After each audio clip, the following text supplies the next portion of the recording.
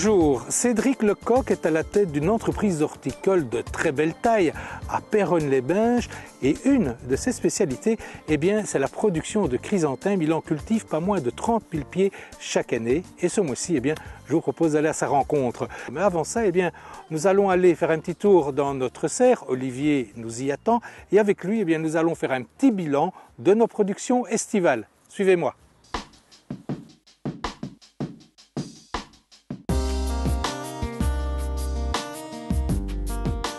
Bien, Olivier, qu'est-ce que tu penses de ma première production de tomates à ma serre? C'était une bonne année. Hein. Ah, je suis content quand même, j'ai eu quelques kilos. Hein. Ouais.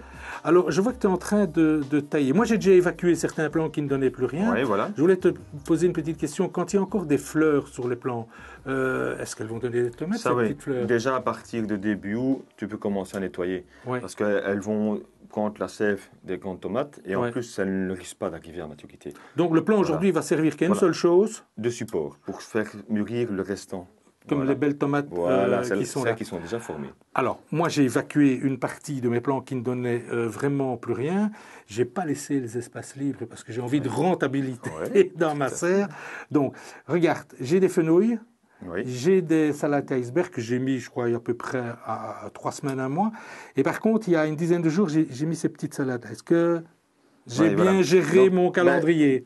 Tu plantes souvent mais peu, et donc tu vas avoir les laitues là, que tu as mis là, elles vont coordonner avant la Noël. Par contre, les plus petites laitues ici, ça sera pour l'année prochaine. Ta serre, elle te sert à prolonger l'été, l'automne, et elle te sert aussi à avancer le printemps. Ça, c'est l'objectif d'une serre.